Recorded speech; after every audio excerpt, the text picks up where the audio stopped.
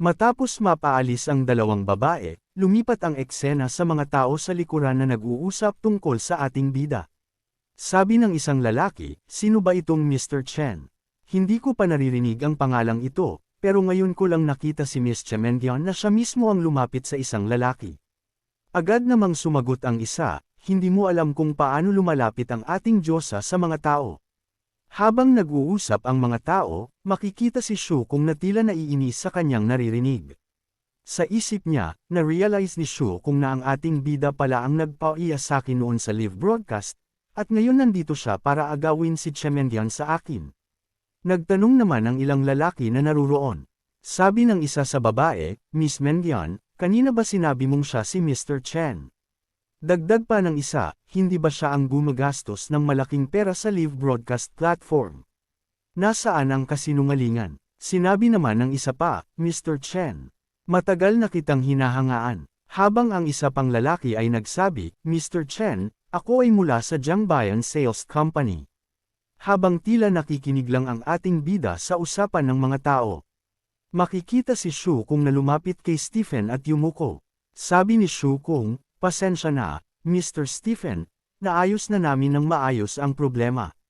Dagdag pa niya, "Pero hindi ko inaasahan na ang taong nagdulot ng gulo ay ang misteryosong mayamang pangalawang henerasyon, si President Chen, na sikat kamakailan. Ang taong ito ay maliit lang ang pera, pero lagi niyang ipinapakita at gustong magdulot ng gulo kahit saan siya magpunta. Siguradong anti-social." Sabay turo niya sa ating bida at malakas na sinabi kay Stephen, "Sa pagkakataong ito, sinadya niya talaga ang paglikha ng problema para maapektuhan ang benta ng Baomo automobile natin." Tumugon naman si Stephen, "Sige, ako na ang bahala." Agad siyang lumapit sa ating bida at tinawag ang pangalan nito. Lumingon ang ating bida. Sinabi ni Stephen ang kanyang pangalan, "Ako si Stephen." Dagdag pa niya, "Narinig ko na si Mr. Chen ay mayaman at gumagastos na parang tubig, pero bakit parang may halong kasinungalingan?" Tumingin pa ito sa ating bida at sinabing, "Amoy ko ang isang Ponzi scheme." Napatigil ang ating bida at tinanong si Stephen, "Ano ang Ponzi scheme?" Dahil sa tanong na iyon, biglang natigilan si Stephen. Bigla namang nagsalita si Mengyon at ipinaliwanag ito sa ating bida, "Brother Lin Zin, ang Ponzi scheme ay naimbento ng isang dayuhang scammer. Ito ay parang puting lobo na may walang laman na mga kamay, nanloloko ng mga tao sa pamumuhunan." Agad na sumagot ang ating bida at sinabi, "Kaya pala kayo mga dayuhan ang nakaimbento nito." Dahil dito, sumigaw si Stephen ng malakas sa ating bida at sinabi, Ang pangunahing katangian ng Ponzi schemes ay ang mga scammer na ito ay laging mataas ang profile. Espesyal sila sa pagpapakita sa mataas na lipunan at gumagastos ng malaki. Dagdag pa niya, ang layunin nila ay lokohin ang mga mayayaman para mamuhunan. Hindi ba't ganyan din ang ginagawa mo? Dahil sa narinig ng mga tao sa paligid, tila naguguluhan sila. Sabi ng isang lalaki, ganoon pala iyon. Totoo ngang maraming tao ang naghahanap sa kanya para mamuhunan sa kumpanya.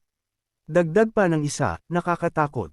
Halos napaniwala din ako, habang ang isa pang lalaki ay nagsabi sa ating bida, "Kaya pala, Mr. Chen, scammer ka pala."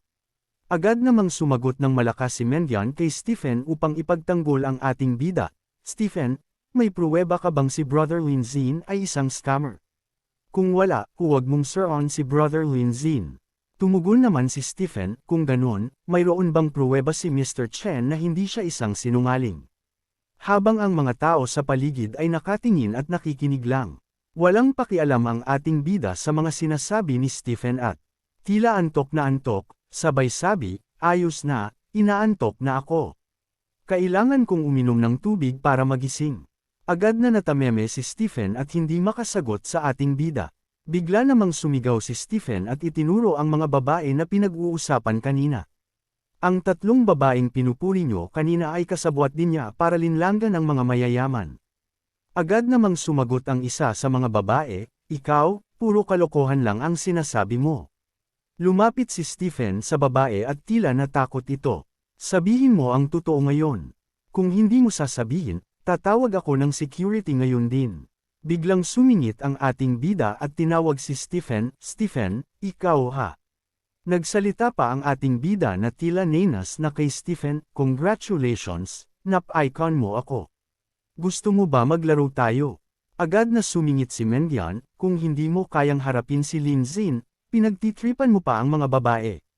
Nakakahiya ka." Sumagot si Stephen na tila kumpiyansa sa sarili, "Hindi ka tatakas, di ba? Napakasimple lang patunayan na hindi ka scammer. Patunayan mo sa akin na mas mayaman ka kaysa sa akin. Kapag nagawa mo ito, maniniwala akong hindi ka scammer." Dagdag pa niya, "Pero kung hindi mo magagawa, kailangan mong ipahayag sa buong Yanjian City na scammer ka." Dahil sa sinabi ni Stephen, napasigaw na lang si Mengyan, "Ikaw." Habang pinag-uusapan ng mga tao si Stephen, sabi ng isang lalaki, si Mr. Stephen ay isa sa mga top 5 car dealer sa Shanghai. Pumunta siya dito sa Yanjian para i-promote ang bagong Baomo car. Sumagot naman ang isa pang lalaki, nasa kanya na ang panalo. Habang ang isa naman ay nagsabi, hindi kayang talunin ng fake rich second generation na ito si Mr. Stephen. Agad na lumapit ang ating bida kay Stephen at tumawa, sabay sabi, "Hihihi, so ganito ang gusto mong laro." Dagdag pa ng ating bida, "Okay, gagawin ko ang gusto mo. Pero kapag natalo ka, kailangan mong ipahayag sa buong Yanjian City na eksperto ka sa pag-aani ng Chinese licks." Sabay tanong kay Stephen, "May lakas ka ba ng loob para makipaglaro?" Nagulat si Stephen at nanlaki ang kanyang mga mata sa gulat. Dito sumigaw si Stephen at sinagot ang ating bida, "Boy, sobrang yabang mo. Ibabagsak kita." Sabay turo sa isang lalaking nakasuot ng dilaw at sabi, "Hoy, ikaw dyan. Bibigyan kita ng isang luxury car na nagkakahalaga ng 10 million for free." Ang lalaki naman na nagulat na tila hindi makapaniwala sa sinabi ni Stephen, "Ha? Totoo ba ito? Salamat, Mr. Stephen." Ngayon si Stephen naman ang nagtanong sa ating bida, "Mr. Chen, may lakas ka ba ng loob para makipaglaro?" Sumabat si Mengyan at malakas na sinagot si Stephen, "Hoy, hindi patas yan. Ikaw ang may-ari ng kumpanya. Mga kotse mo yan." Habang ang ating bida ay nakatayo lang at tila walang pakialam. Agad na sumigaw si Stephen sa harap ng maraming tao, "So what kung ako ang may-ari ng lugar na ito? At mga kotse ko ito na binayaran ko. May problema ba? O wala ng pera si Mr. Chen para bilhin ito?" Dahil doon, naiinis si Mengyan. "Ikaw." Agad namang pinakalma ng ating bida si Mengyan, hinawakan siya sa ulo at sinabi, "Ayos lang yan, Mengyan." Nagsalita ang ating bida kay Stephen, "Ang 20 million supercar sa General Car Exhibition Area ay mukhang okay. Makikita ang ating bida na bumili ng sasakyang nagkakahalaga ng 60 milyon at ibinigay ito sa 3 babae. Ibinibigay ko sa bawat isa sa inyo ang tig-isang kotse, para pampalubag loob dahil sa pagkasira ng inyong pangalan at mental na sugat." Tagumpay ang transaksyon, kabuoang halaga, 60 milyon yuan. Dahil sa ginawa ng ating bida, nagulat ang mga tao at napanganga. Sabi ng isang lalaki, "Wow! Grabe!" Habang ang isa naman ay nagsabi, binayaran niya ang buong halaga nang hindi man lang kinakabahan. Dagdag pa ng isa, "Dati pinagdudahan ko ang yaman ni Mr. Chen, pero nagbibiro lang ako. Hindi ko talaga pinaniwalaan ang mga sinabi ni Stephen." Agad na nagpasalamat ang 3 babae sa ating bida at yumuko, "Oh my gosh, salamat po, Mr. Chen." Dagdag pa ng isa, "Masyadong mahal ang Reg Along ito. Hindi namin alam kung paano magpapasalamat." Sumagot naman ang ating bida sa kanila, "Huwag niyo itong dibdibin. Isa lang itong laro, hindi pwedeng matalo sa isang dayuhan." Habang si Mengyan naman ay tuwang-tuwa sa ginawa ng ating bida, "Si Lin Xin talaga ang pinakagwapo. Alam kong espesyal ka talaga." Dahil sa ginawa ng ating bida, hindi rin nagpahuli si Stephen at nagpakitang gilas. Malakas niyang sinabi, ang mahal niyan. Tingnan natin kung ilan pa ang kaya mong bilhin. Bibigyan ko ng isa pang kotse na nagkakahalaga ng 10 milyon si Passerby B. May lakas ka pa bang kunin ito?" Makikita ang mga kotse na ipinapamahagi ni Stephen sa mga tao, na nagkakahalaga ng 12 milyon, 15 milyon, 16 na milyon. Habang sa itong bida naman ang ay ibinibigay sa mga tao ay nagkakahalaga ng 25 milyon, 30 milyon, at 32 milyon. Nakangiti lang ang ating bida at nagsalita, "Iyan lang ba ang kaya mo? Dahil sa mga ginawa ni Stephen, lumapit si Shukong sa kanya at bamulong, Mr. Stephen, ubos na ang lahat ng kotse natin na higit sa 10 milyon.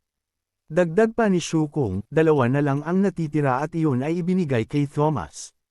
Ang iba pang mga kotse ay napunta sa mga passerby. Nalugi tayo ng bilyon-bilyon. Tila nena si Stephen at nagwika, paano nangyari ito?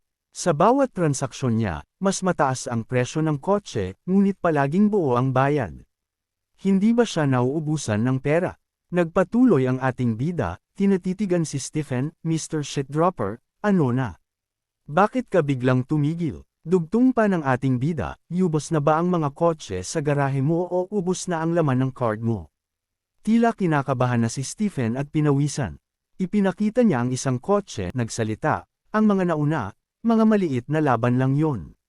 Dagdag pa niya, inaamin ko, marami kang pera mula sa panloloko sa mayayamang tao, pero hindi ko hahayaan na magpatuloy ka.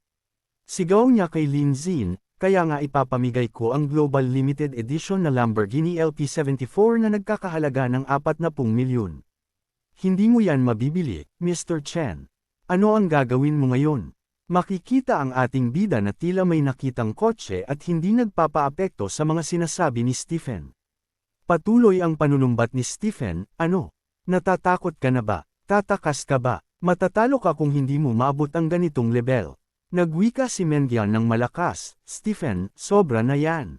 Si Brother Lin Zin gumastos ng higit pa kaysa sa iyo, at may lakas pa ang loob mo na sabihing sumusunod ka sa patakaran ng kompetisyon. Sagot ni Stephen, sinabi ko naman, basta't makabayad siya tulad ko, hindi ko siya pinilit na gastusin lahat ng pera niya. Wala akong pakialam kung gusto niyang maglaro pa. Napasigaw si Mengyan, napakadesperado mo. Habang nag-aaway ang dalawa, makikita ang ating bida na walang pakialam at tila may pupuntahan. Nag-uusap-usap ang mga tao tungkol sa dalawang naglalaro.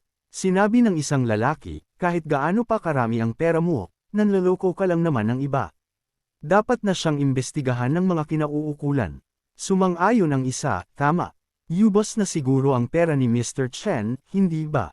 Dagdag pa ng isa, wala nang silbi ang kompetisyon, hindi naman makakakuha ng limited edition ang isang scammer ng ganun kabilis. Makikita ang ating bida na nakatayo malapit sa isang magarang sasakyan at nagsalita, limited edition. Ibig sabihin ba nito? Nagulat ang isang babaeng naruroon at nagsabi, ano? Iyan ang Rolls-Royce concept car, Phantom. Si Stephen naman ay nagsabi kay Lin Zin, ang sasakyang. Ito ay para sa eksibisyon lamang, hindi ito ipinagbibili. Nagsalita ang isang lalaki mula sa likod, nagpapanggap ka lang. Wala kang mapapala dyan. Habang si Stephen ay nakangisi at halatang nangiinis, sinabi niya kay Lin Zin, salamat sa pagpapakita sa akin kung paano tumalon ang isang aso sa pader kapag wala ng lusot. Dagdag pa niya habang humahagik-hak sa tawa, matapos panoorin ang palabas ng payaso, oras na para lumuhad ka at aminin na isa kang scammer, Mr. Chen. Hindi pa natatapos si Stephen nang biglang pumasok si President Che mula sa likuran at sinaway siya. Nakangiti si President Che sa pagdating ng ating bida, Mr. Chen. Mr. Chen, nandito ka na. Bakit hindi mo ako sinabihan? Ako sana ang susando sa iyo. Nagulat si Stephen at tila hindi makapaniwala. Lumapit si President Che at hinawakan ang kamay ng ating bida. Mr. Chen, ito ang Rolls-Royce Phantom na in-order mo.